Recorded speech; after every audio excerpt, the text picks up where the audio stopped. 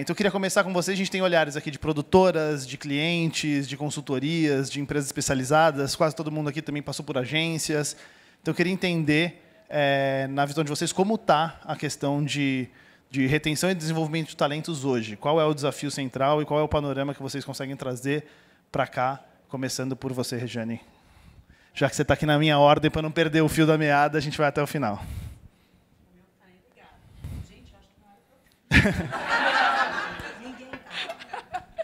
Oi, turma, boa noite. Obrigada, Karan, obrigada, festival. Um prazer estar aqui com todo mundo, com essa turma incrível. Eu acho que esse é um assunto tão importante, tão relevante para a gente pensar, discutir, criar essa mentoria sobre esses assuntos em várias camadas do nosso mercado.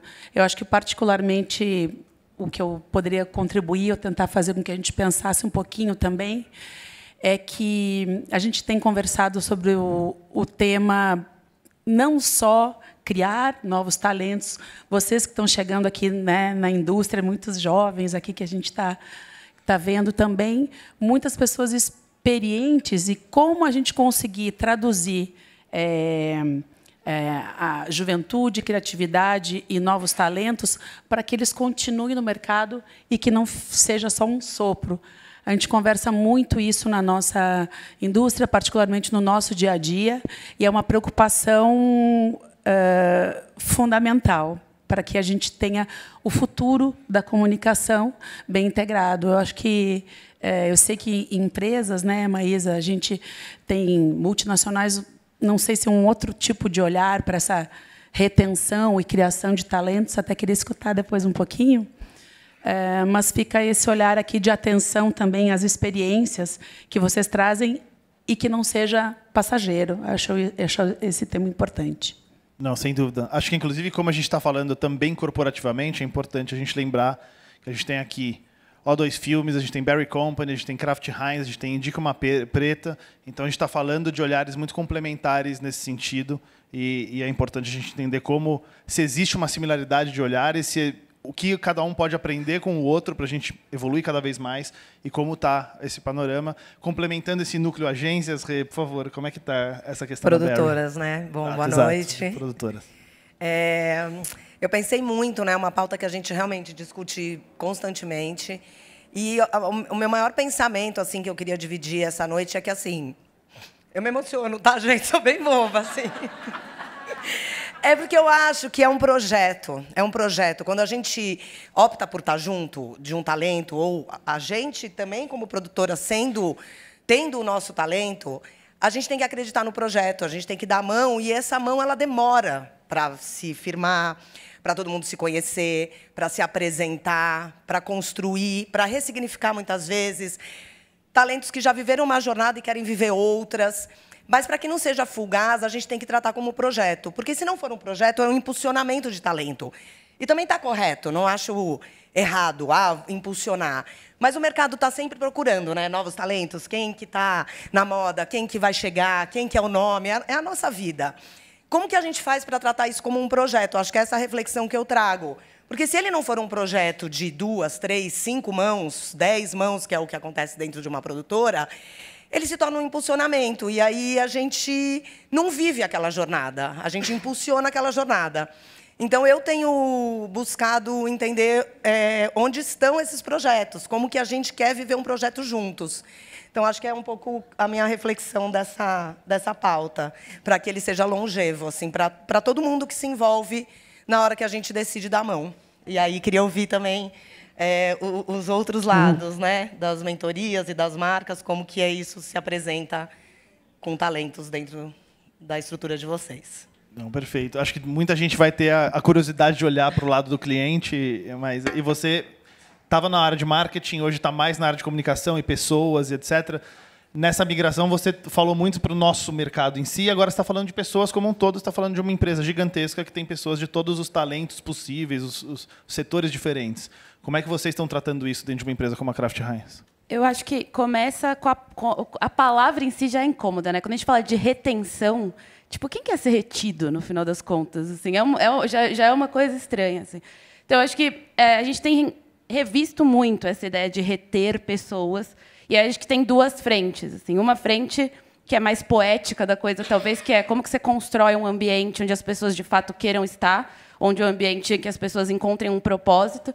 Mas acho que tem um outro lado, e aí, falando aqui dentro da indústria criativa, que é muito mais, que também é o lado de propósito não paga conta de ninguém. Então, o quanto que a gente também remunera justamente, o quanto que a gente valoriza os profissionais da maneira correta, porque dentro dessa geração mais nova, acho que cada vez mais vem vindo essa discussão, né? A gente fala que os millennials viviam muito da coisa do propósito, e acho que agora isso está sendo muito questionado, assim, de beleza, o propósito, mas eu não quero perder minha saúde mental. Beleza, o propósito, mas eu quero ter uma vida confortável. Então, eu acho que o equilíbrio entre essas duas coisas, de conseguir dar para as pessoas o que elas precisam para viver e o reconhecimento que elas merecem pela carreira delas, e, além disso, construir uma cultura que seja encantadora para aquelas pessoas e que faça sentido para elas. Então, acho que é mais sobre como que a gente cria encantamento e para as pessoas escolherem ficar do que como que a gente retém elas, sabe?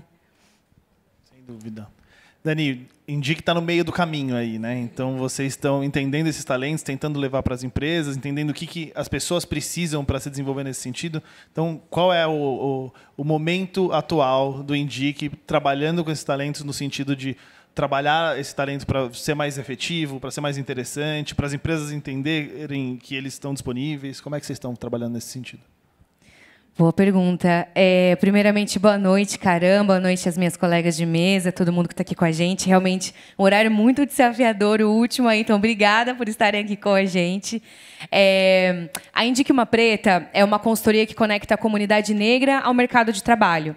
E essa conexão acontece de diversas formas. Então, desde recrutamento e seleção, mentoria, até processos de consultoria para as empresas também.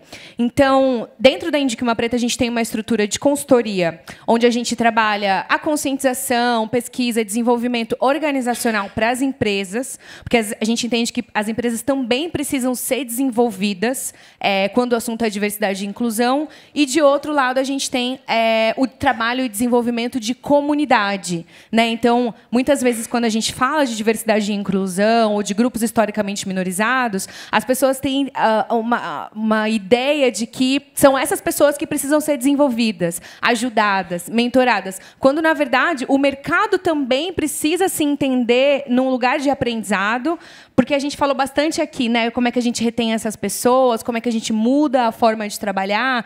Então, olhando por essa perspectiva em que o mercado precisa também mudar a forma de trabalhar, como a Má estava falando, né? Se tornar mais atraente para esses talentos, a gente acaba também colocando aí os clientes, empresas, agências nesse lugar de aprendizado. Então, dentro da comunidade, a gente tem diversas palestras e workshops para pessoas negras, e a maioria dessas palestras e workshops elas são bastante voltadas para aquilo que a gente chama de soft skills, porque a gente entende que esse profissional já está preparado. Então, pessoas negras aí muitas vezes usam a hiperqualificação como uma ferramenta de combate ao racismo. Essas pessoas estão indo atrás de bolsas de estudo, de desenvolvimento, de criatividade. Então, essa já é uma realidade dessas pessoas que estão buscando esse desenvolvimento. O nosso trabalho, ele, na verdade, acontece com os clientes de agências e produtoras para que essas pessoas consigam ampliar e atualizar os seus referenciais de contratação para poder atrair esses talentos. Então, muitas vezes, somos convidadas, né, para desenvolver processos seletivos inclusivos, e o briefing que a gente recebe queremos pessoas disruptivas, queremos pessoas que tenham um olhar fresco do mercado e etc. E a gente sempre encontra essas pessoas, assim, não é difícil, ainda mais dentro da nossa indústria. E o problema é que a gente acaba não conseguindo reter essa pessoa, ou muitas vezes ela não é contratada. Na maioria das vezes, não é pela habilidade ou pela falta de repertório da pessoa, mas sim porque o mercado continua olhando pela mesma lente de 10, 5 anos atrás. Então, eu recebo um briefing para poder contratar uma pessoa com um novo olhar, porque os resultados da campanha precisam ser diferentes, mas os meios de fazer a campanha continuam os mesmos. Não, sem dúvida, sem dúvida. A gente vê muito isso, e é engraçado porque é muito o fornecedor tá sempre o nosso cliente é sempre o vilão da história, né? Então quando a gente é agência, putz, o cliente quer alguma coisa inovadora, mas ele não aprova. Quando a gente é produtora, estamos tentando levar o que a agência pediu, mas a agência ainda quer o tradicional. Então a gente vai dando passos atrás e reclamando do nosso cliente, para o nosso cliente reclamar do cliente dele, e a gente vai. E é importante a gente conseguir olhar pelo esse outro prisma para tentar entender como a gente, na hora de passar para frente, também não consegue fazer o mesmo erro que a gente acha que tem aqui atrás. O painel tem a palavra ressignificar carreiras, né? E acho que a Dani falou um pouquinho disso, então eu vou vindo de lá para cá, começando com a Maísa, no sentido de até quando é responsabilidade da indústria ajudar a ressignificar carreiras. A gente vê muito isso na nossa indústria, né? A gente vê diretores de criação virando diretores de cena, a gente vê CMOs virando diretores de criação dentro das agências, abrindo consultorias, etc. E o quanto isso também é válido para o negócio. Porque a gente sabe que também, se for muito bonito, muito poético, mas não der dinheiro no final das contas, as empresas não vão investir nisso. Então, eu queria saber o olhar de vocês, para depois também terminar com a Dani nesse olhar mais consultivo, de qual é o nosso papel nessa ressignificação e o que a gente ganha ajudando essas pessoas a, de repente, mudarem a carreira e estarem mais confortáveis na nossa empresa. Eu acho que é muito o nosso papel. Assim. Acho que é o papel... E não é só pelo lado poético, mas é porque não existe indústria se não tiver profissional. Então, como que a gente consegue fazer com o desenvolvimento dessas pessoas deveria ser a prioridade 1, né, para que a gente tenha uma indústria perene e uma indústria diferente do que a gente tem hoje, que é o que a gente quer construir. Então, eu concordo muito com o ponto de como que a gente olha para o que chama de soft skills, né, mas para essas habilidades do futuro, porque eu acho que cada vez menos a gente vai estar preso nas caixinhas de qual é o cargo ou o que necessariamente aquela pessoa faz. Eu pessoalmente sou um pouco esse exemplo, assim, né? Eu passei por várias áreas, estive no marketing, hoje estou respondendo para uma diretoria de RH. A minha formação é em artes cênicas, então assim eu tenho uma coisa muito confusa assim na minha carreira, mas eu acho que é confusa nas caixinhas. Mas, como história, para mim é muito claro que o que eu gosto de fazer é contar história. Então, se eu estiver no RH, se eu estiver no marketing, se eu estiver na agência, ou se eu estiver no palco, eu estou contando história, que é o que eu gosto de fazer. Eu acho que, cada vez mais, quando a gente consegue que os profissionais entendam o que é essa linha da carreira deles, e aí tanto faz qual é o nome que a gente vai dar de caixinha para isso, mais a gente está construindo carreiras perenes, que vão fazer sentido para essas pessoas e que elas não vão estar frustradas daqui a pouco. Eu acredito muito que cada vez menos a gente vai buscar o cargo, cada vez mais a gente vai buscar fazer alguma coisa que faça sentido para a gente. Então, acho que... Não sei se eu respondi a sua pergunta, mas o que eu acho é que onde a gente caminha e o tamanho da nossa responsabilidade é bem grande, e principalmente com talentos jovens e querendo ter um ambiente mais diverso, a gente precisa muito trabalhar do lado das empresas para conseguir mudar as formas. Não adianta trazer... quero pessoas diversas, quero pessoas com pensamentos diferentes. Chega lá... Primeiros 10 minutos... a gente vê isso muito com talentos jovens, sabe? Tipo, chega um grupo de trainees, porra, eles querem mudar tudo, tal. Daí, dá 3 meses, você vê tipo, eles chegando tudo com a mesma carinha, tudo falando do mesmo jeitinho, todo mundo falando os mesmos termos, né? Aí você fala, por que aconteceu? A gente aconteceu, né? Como que a gente faz para criar um ambiente diferente? Acho que é um pouco por aí. Falando da perspectiva da produtora... Existe todo um rito, né, de trabalho quando a gente vai embarcar num projeto. E é um rito sutil, parece que ele é óbvio, mas ele não é. Ele é zero óbvio. Só que a gente está muito tempo, a gente acha ele óbvio. Não, vai, agora é a reunião, agora é o briefing, agora vai. E acho que a gente tem uma responsabilidade muito grande, em especial para os jovens talentos e para as pessoas que estão entrando na indústria, que não só ensinar o rito, mas também abraçar que aquele rito talvez tenha um outro ritmo para esse talento que está chegando e conscientizar as agências, os clientes, que sim, a gente tem aqui um novo talento, que é multitasks, que muitas vezes monta, edita, faz, acontece, dirige, mas ele vai ter o tempo dele para que ele te faça essa entrega que você me pediu. Se a gente também não reformular o rito, a gente não consegue construir essa história. Então, e aí, por que eu falo que é um projeto e é uma tarefa longa? Porque essa comunicação, às vezes, ela toma um tempo para que o outro lado que está contratando entenda que, nesse perfil, a gente vai ter um com outro rito. E tudo bem. E não é porque é um outro rito que ele é ruim, não entregou, aquela pressão. Tira um pouco da pressão para que aquele talento se apresente. Do contrário, a gente está engessado nos mesmos ritos. E como que alguém que está chegando agora vai entender esse rito de anos?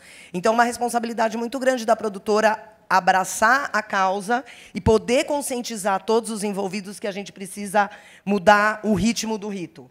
E é um desafio, tá? Não é assim, é a responsabilidade e o desafio, porque assim, na maioria das vezes a gente não consegue. A gente não consegue e é uma frustração muito grande. Então, acho que esse é uma outra conscientização assim dos tempos de hoje. Se a gente quer um outro olhar, a gente tem que reformar o rito. Eu tenho um ponto para fazer, que que a Maísa comentou um pouquinho da caixinha, e eu trago um pensamento aqui para todo mundo. Eu acho tão engraçado a gente falar disso nesse momento, sendo que há alguns anos atrás, a gente não colocava as pessoas assim na caixinha. Hoje, falando um pouco do nosso dia a dia, é o contrário. Há um tempo atrás, o diretor, por exemplo, uma produtora, determinado diretor fazia filme de criança, fazia filme de moda, fazia diversos projetos.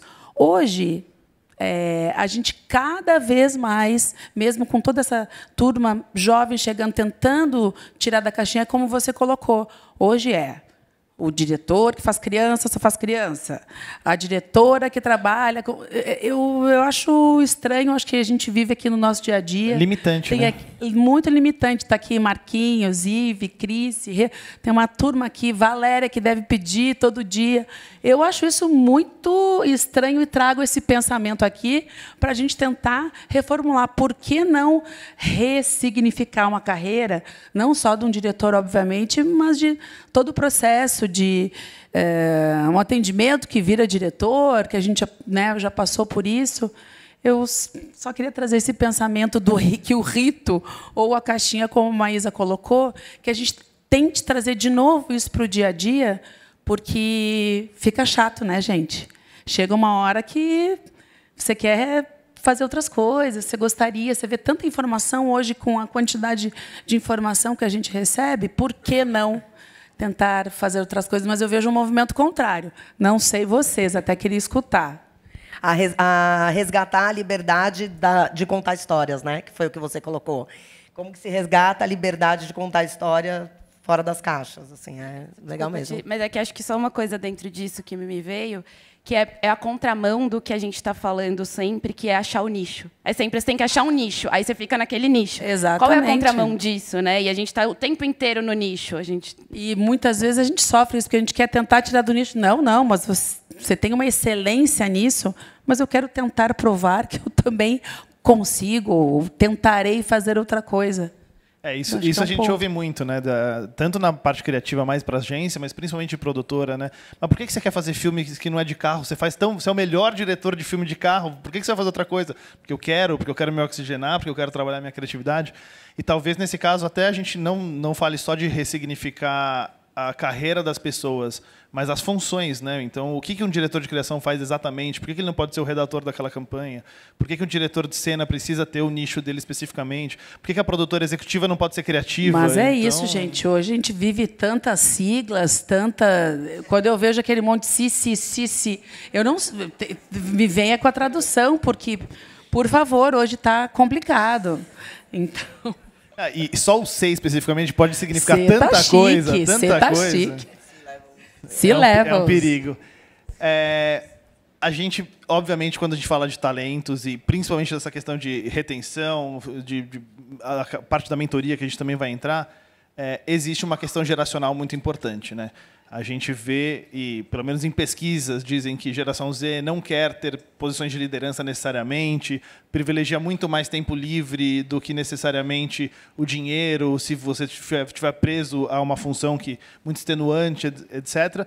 Do outro lado, a gente também tem uma questão de etarismo, né? A população tem ficado mais velha, tem pessoas com um talento enorme que estão se aposentando muito cedo por falta de oportunidade. O mercado está aposentando também. E o mercado também está né? aposentando, exatamente. Então, eu queria ver o olhar de vocês nesse sentido. Qual é a dificuldade de se auxiliar que essas pessoas mais jovens entendam uma dinâmica mais interessante e as empresas criam uma dinâmica mais interessante para essas pessoas e que também, por outro lado, as pessoas mais velhas se encontrem dentro dessas oportunidades e tenham os seus talentos bem aproveitados, uma vez que eles tenham um valor ali que ninguém de outras gerações vai ter também nesse sentido.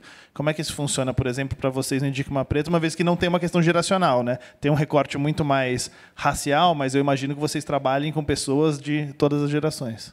Sim, tem essa questão geracional, e até enquanto eu estava ouvindo aqui as colegas de mesa falando sobre as caixinhas, sobre esses processos mais engessados que a gente tem, acho que tem um outro extremo aí desse ponto de vista, que é, principalmente dentro de agência e dentro de produtora, engraçado que existe essa esteira, né, do trabalho que a gente estava aqui falando, que é sempre na mesma caixinha e o fluxo do mesmo jeito, mas ao mesmo tempo eu percebo que existe pouca esteira de desenvolvimento dessas pessoas, de espaço de escuta, de trocas de feedback. É sempre um fluxo de trabalho muito intenso para que o trabalho criativo saia e etc.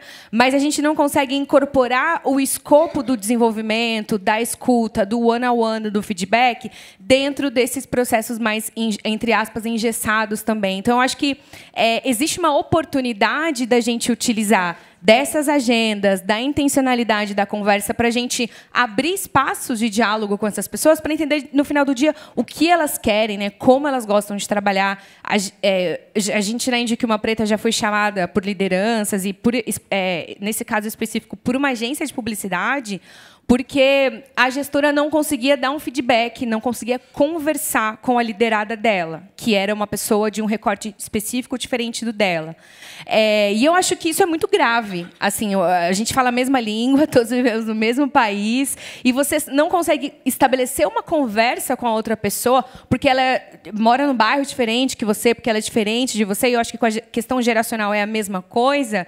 Então, acho que, para concluir a minha fala, a gente pode aproveitar desse mercado que está tão acostumado a trabalhar dentro de caixinhas, para a gente trazer a institucionalidade das conversas de feedback, de entender como a pessoa gosta de trabalhar, como foi o final de semana da pessoa que trabalha no seu time, quais são as ferramentas de trabalho dela, para que a gente consiga incorporar esse olhar e o jeito de trabalhar da pessoa no dia a dia do trabalho também.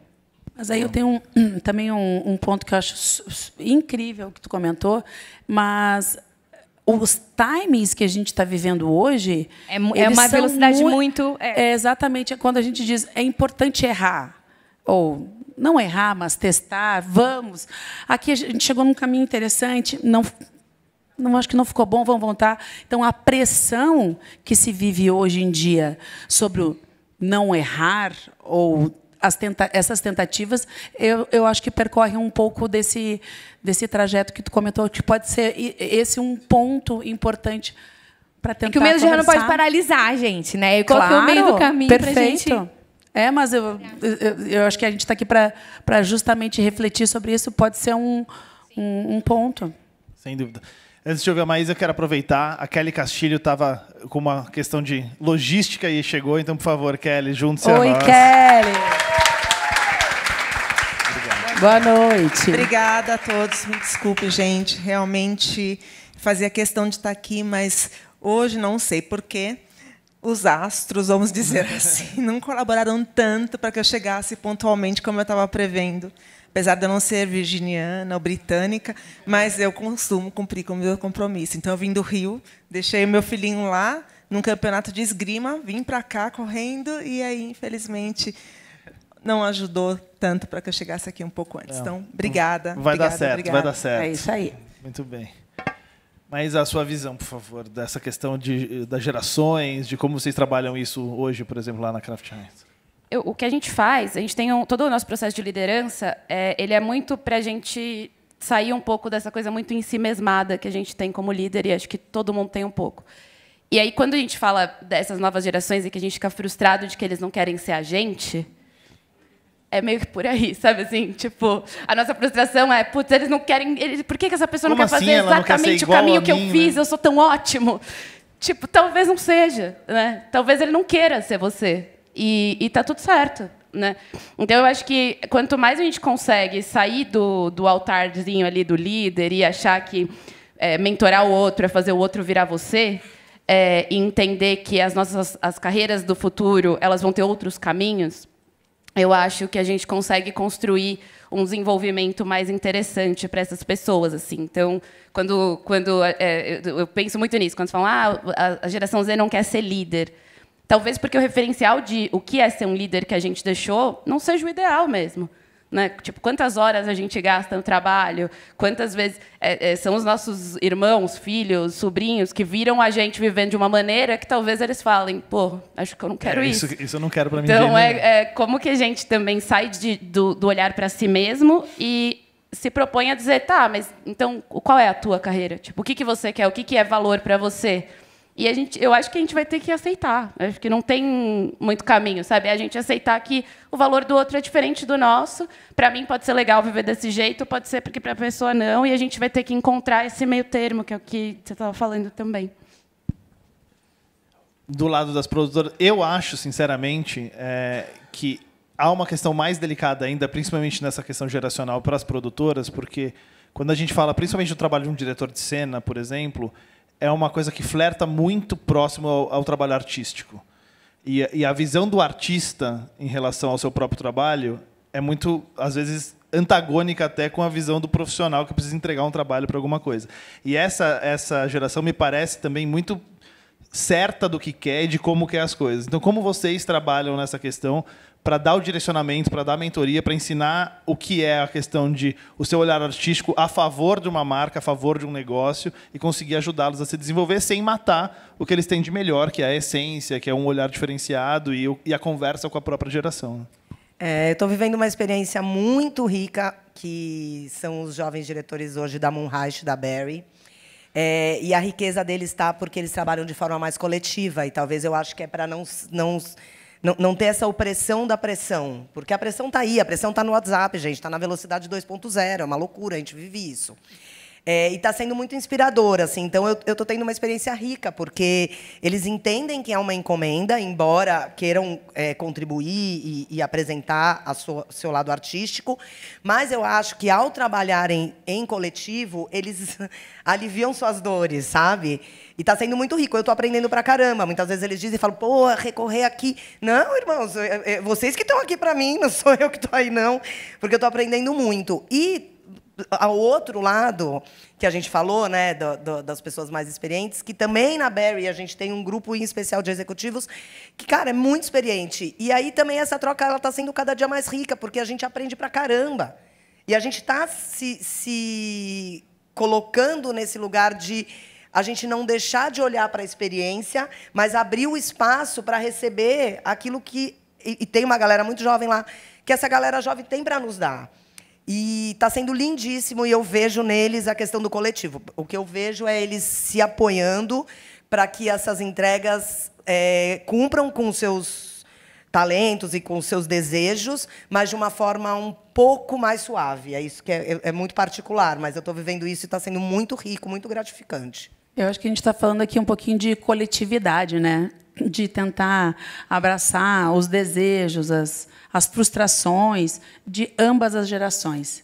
Então, eu acho que a gente também vive isso lá na O2. Ambas as gerações são 5, 6 gerações de diretores, de diretoras, de várias idades, de várias vindas, e eu acho que é isso que deixa o trabalho de cada diretor, de cada artista, de cada profissional mais rico. Se você não tiver esse espírito coletivo de tentar abraçar, ou de co-dirigir, ou de estar junto em outro projeto, não sei muito se vale a pena estar lá. Então, acho que a gente vive particularmente isso. Acho que cada um nas suas empresas, particularmente, né, nas produtoras, a mim na O2, se você não está compatível ou trabalhar na coletividade, aí você não está no lugar... não dar certo. É um pouco, né? Isso. Total. Principalmente nesse mundo que a gente tem cada vez mais ferramentas para trabalhar para a gente, por um lado, e se a gente tiver um olhar só, a gente não vai impactar nem metade das pessoas que a gente poderia ou deveria impactar, porque a gente tem os nossos vieses, seja eles positivos ou negativos, e tendo mais gente para trabalhar junto com a gente nesse sentido, isso funciona muito melhor. Não sei se a Kelly vai ficar brava comigo, já vou colocar ela na berlinda da pergunta. Inclusive, eu acho que é um recorde no Festival do Clube de Criação. A gente vai demorar mais de 25 minutos para falar a primeira vez inteligência artificial. É o painel que mais demorou para usar o termo. Então, de lá para cá também, Kelly, começa falando para a gente um pouco. A gente tem essa discussão de inteligência artificial na área de produção, onde você atua mais, também muito latente. Tem gente olhando pela catástrofe de todo mundo vai produzir filmes pela inteligência artificial, não vai precisar mais de gente. Tem gente falando exatamente o contrário. Se não tiver o talento humano, o olhar humano, a criatividade humana, isso não funciona. O quanto você acha que o desenvolvimento de novos talentos e o interesse das pessoas em continuar trabalhando na nossa indústria vai se perpetuar com a questão da inteligência artificial e como a gente pode atuar para que essas pessoas se sintam valorizadas, possam atuar com essas ferramentas e não serem substituídas por essas ferramentas? Bom, acho que, primeiro de tudo, sempre tem um outro lado que é pesquisa, né? Você buscar o conhecimento humano. Eu acredito que ele nunca será substituído de verdade. Então, sempre tem esse trabalho da busca, da pesquisa, de você ir lá, se instruir, buscar trazer, conversar. Culturalmente, tem sempre uma riqueza que acredito que, mesmo com a inteligência artificial, não é possível superar, né? Nós estamos sempre em mutação, né? Quando agora há pouco vocês estavam falando das pessoas trocarem, de ter essa questão da coletividade, por mais que exista hoje a possibilidade de fazer assim, mudar num clique, num chat GPT, ou qualquer outra coisa que seja, né, de imagens, por exemplo, de ter ali com facilidade, essa troca de sentar, de repente, humano, é fluido, é experiência de vida. Então, eu falo muito isso. Assim, eu vi aqui que tem mentorado meu aqui. Eita! Que fico super feliz. E é justamente isso. Eu sempre falo dessa troca, dessa busca, de como você vai buscar, onde você vai buscar tudo isso. Então, eu acredito que a inteligência artificial ela só vem para somar. Então, não me assusta. E eu sempre passo isso para as outras pessoas também. Não tem que se assustar, porque, ao final, você tem que buscar outros elementos. Então, eu acredito que, hoje em dia, por exemplo, pensando em arte, pensando, né, eu venho não só da direção, mas eu tenho uma carreira que vem desde lá do começo. Comecei pequenininha, estagiária na O2, aí fui passando por várias outras produtoras, até chegar na direção. Então, fui uma diretora de arte também, um production designer.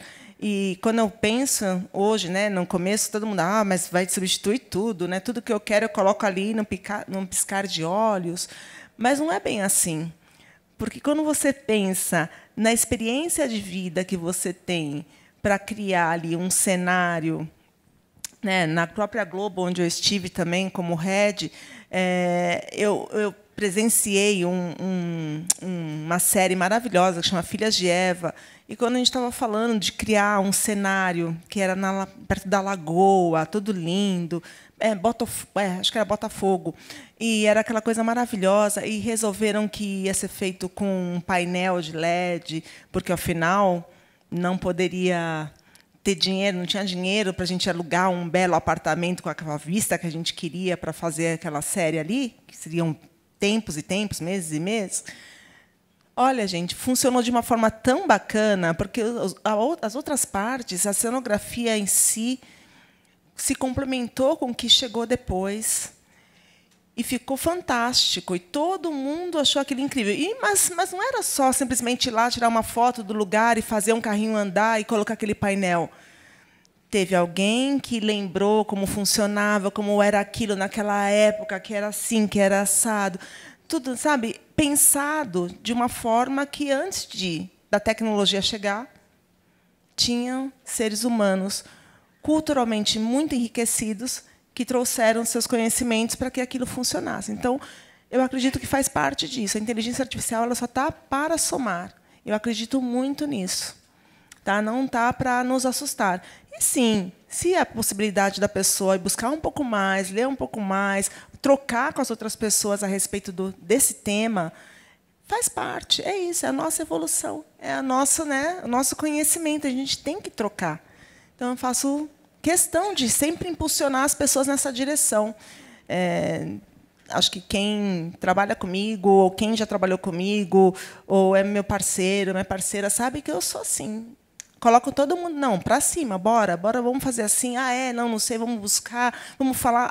Alguém? Não, vamos falar com quem pode nos ajudar. É dessa forma. Então, eu acredito muito nisso, tá? A inteligência artificial, ela está para somar. E a gente tem que estar aberto para isso. É ferramenta, né? São ferramentas, exatamente. Dani, das pessoas que procuram Indica uma Preta para ajudar a serem colocadas ou recolocadas dentro do universo, isso é um medo hoje? Você percebe o medo dessas pessoas em relação à inteligência artificial? Não é algo que surge com frequência durante as conversas. E eu percebo que a percepção das pessoas vai muito em linha com o que a Kelly trouxe mesmo. Então, a gente entende que existe esse espaço, a gente até estimula as pessoas a entenderem que existe esse espaço para que outras habilidades sejam desenvolvidas e que para que a inteligência artificial seja usada como uma ferramenta mesmo do nosso dia a dia. Mas do lado corporativo, ainda mais no seu departamento de pessoas, né? Cada vez mais a gente fala de cultura, de comportamento. Como é que isso está sendo trabalhado dentro da Kraft Heinz? É um tema que é discutido, é bem discutido sobre, mas é muito em linha também de entender como uma ferramenta. Assim. Então, eu não acredito também que a inteligência artificial vá substituir muitas as coisas que a gente faz, porque eu acho que ela pode facilitar e encontrar um caminho. Assim. A gente tem muita coisa que a gente faz que ela não consegue fazer. Eu fora do mundo corporativo, eu faço comédia stand-up. Mas é mais engraçado do que isso aqui. Não estou com esse objetivo. Mas tenta botar para a inteligência artificial escrever uma piada. É horrível. Não sai. Então, tem coisas que e olha que tem são bastante nossas. humorista assim. tentando. Né? Então. Histórias de vida, né? Histórias de vida. Cada um tem assim, uma caminhada que sempre traz algum ponto interessante que você acaba colocando no seu projeto. Eu, pelo menos, sou dessas, que sempre fico pensando, mas quando eu era criança, quando eu vi, eu escutei isso em tal lugar. Coisas que, às vezes, você pega, sabe, realmente da sua evolução como ser humano, não simplesmente num livro, não simplesmente num computador, que é claro, que imagens de uma época, coisas do tipo. Nem tudo é o que já existe, né? Exato, nem tudo. São coisas que são criadas, às vezes, a partir do seu movimento mesmo, do dia a dia. Né? Que é um tema polêmico mesmo, né? Porque a gente fica falando nova revolução industrial. A gente fica, obviamente, em muitos momentos divididos, ou como empresa. Um exemplo é o pessoal, né? Coloca o ChatGPT para fazer uma piada, ou as nossas expressões do dia a dia. Eu tenho uma visão positiva. Eu quero aprender, eu quero saber, eu quero estar perto. Dentro da produtora, a gente também tem divisões. O Fernando está super pessimista. Eu falo, pelo amor de Deus, vamos se acalmar. E, ao mesmo tempo, faz um curta, ganha prêmio fora com essa história de AI. Então, eu acho que a gente está vivendo esse momento, todos nós estamos vivendo esse momento polêmico mesmo. Acho que, pessoalmente, todos queremos ser positivos, mas, em um dado momento, pensando em empresas, qual é o futuro das empresas? A gente se questiona como vão ser essas equipes. A gente vai ter uma equipe incrível fazendo AI, basicamente, mas a gente vai diminuir o número de filmes. Como vai ficar a turma da elétrica, da maquinária, da nossa turma da pesada? Esses pensamentos, eles vêm todos. Às vezes a gente não pega o microfone para falar, mas evidentemente que isso preocupa a todos na indústria. Né? Falando no audiovisual, isso é permanente nos nossos pensamentos diários. O futuro da indústria do audiovisual. A gente até viu um pouco disso agora, né, Rê? Sobre esse assunto. E eu acho que toda fase de transição, e a gente está vivendo ela gera essas angústias, a curiosidade proporcional à angústia. Então, a gente fica até que ela se confirme. Eu ia falar que eu quero continuar começando uma conversa dessa me emocionando, então eu não acredito como ferramenta. Agora, por favor. Eu quero poder me emocionar ainda bastante. Mas sim, eu acho que a gente está vivendo uma fase de transição e ela gera esses questionamentos, mas é poderoso, né? Como a gente já viveu outras, e daí a gente tem que aprender e se apropriar daquilo que não mata, lado positivo né? Também, aproveitar. Não mata os talentos, voltando à origem dessa pauta. Que não mate os talentos, que a gente possa ainda ter os nossos talentos ativos com suas culturas, com suas histórias de vida, com as suas emoções. As coisas evoluem tão rápido que eu tenho medo de um dia conseguir fazer. Mas, por enquanto, se você botar lá, ChatGPT, chore por mim, não vai funcionar. Graças a Deus ainda não vai funcionar. Não vai, definitivamente não. A gente está acabando o tempo, estamos super próximo. Pediram para a gente tentar o máximo possível não estourar. Afinal, temos um sábado à noite aí pela frente, né? Graças a Deus. Então, eu vou dar um desafio simples para vocês, para a gente conseguir bater exatamente no tempo. Pensando que a plateia é uma pessoa que precisa ser mentorada sobre o futuro do seu próprio talento, como você consegue explorar o seu próprio talento, o que você deve fazer para explorar o seu próprio talento. Mas, como a gente tem tempo e trabalha com publicidade, vocês têm 30 segundos para dar para dar essa dica para os seus mentorados aqui. Kelly, começando por você, qual é a dica? Eu acredito que, hoje em dia, para a gente pensar em mentoria, primeiro tem uma questão. Eu penso muito no individual de cada um. Assim, não vou numa questão generalizada, mas é muito no individual de cada um. Aí tem aquela história, o que você quer, o que você busca? Eu acho que são perguntas que a gente tem que se fazer. O que eu quero? Onde eu quero chegar? De que forma? O que eu gosto mais de fazer? O que está pegando? O que me incomoda? E assim, essas poucas perguntas te ajudam a clarear. Então, hoje, pensando em mentoria, é buscar justamente essas questões que podem te abrir alguns caminhos. Então, pensar o que te incomoda, onde eu gostaria de chegar, no que eu acredito, quais são os meus valores, né? Onde eu realmente quero colocar energia. Isso faz toda a diferença. Então, pensem nisso, busquem esse caminho, lembrando assim, eu gosto disso mesmo, é isso que eu quero fazer. E agarrem isso e busquem assim, pessoas, mentoras que realmente contribuam com vocês, que compartilham conhecimento, que compartilham realmente um pouco daquilo que vão impulsionar cada um de vocês. É isso. Muito bom. A gente teve o Director's Cut aqui, mas valeu a pena. Né? Dani, por favor. Eu acho que a história de vocês é a maior escola aqui, o maior curso que vocês vão poder passar, né, na carreira de vocês, digamos assim. Então, às vezes a gente entra numa pira muito grande de querer fazer aquele curso mais caro, ter aquela certificação que custa, sei lá, R$5.000. Isso é importante também. Mas até hoje é Dia das Crianças e eu sempre fico muito reflexiva com a minha criança interior e eu cuido muito dessa criança, análise em tudo. E, para mim, todas as respostas estão lá. Às vezes é o desenho que eu gostava de assistir, era o livro que eu curtia, era a música que eu não parava de cantar, eram as roupas, as cores que eu gostava. Tudo isso hoje compõe a minha criatividade como profissional também. Então, acho que o primeiro ponto é a sua história, é a sua maior escola. Então, a resposta que você precisa está ali. E o segundo é networking, rede de apoio. É o que eu falo para todo mundo. Tem duas pessoas que estão ali, que é a Brenda e o João. São as duas pessoas novas que eu gosto muito de ouvi-los e aprender com eles. Todos os dias eu converso com eles, o dia inteiro no WhatsApp, aprendendo com pessoas que são mais novas do que eu. E eu falo para eles, cara, pega o telefone da pessoa que você conversou aqui no Clube de Criação, se você gostou desse profissional, quer trabalhar nessa empresa, pega o telefone dessa pessoa, pega o e-mail dessa pessoa, manda o seu currículo para ela. A gente está aqui nesse espaço para isso mesmo. A gente brinca que São Paulo é chato, que todo mundo se apresenta. Eu sou fulano e eu trabalho em tal lugar. O Clube de Criação é para isso. Então, se apresenta e você é fulano de tal, você trabalha em tal lugar, pega o e-mail das pessoas e manda o seu currículo para elas. Boa, muito bom, muito bom. Maísa? Queria copiar a resposta da Dani. É bem parecido com o que eu estava pensando, que não deixa ninguém tirar a sua autenticidade. Assim. Os profissionais mais interessantes que eu já conheci na minha vida são aqueles que são diferentes da média. E aquela coisa que você pensa que é esquisita sobre você e que você tenta apagar, em geral, é onde está a tua potência. Então, não entra na máquina de moer, sabe? A sua autenticidade, ninguém pode tirar isso de você e não permita que façam isso. Vão tentar em algum momento, mas não permita. Para mim é bem rapidinho. Acredite no projeto e dê tempo ao projeto. Para mim são as duas coisas que vão fazer a história virar. Mas até acreditar é muito bom, mas dá tempo, gente. Todo mundo fica muito fugaz, assim, muito ansioso. Dá tempo. O tempo é bom. Viu, cliente? Dá um pouquinho mais de prazo também. Isso é bom. Eu acho que seria assim, que história que tu quer contar?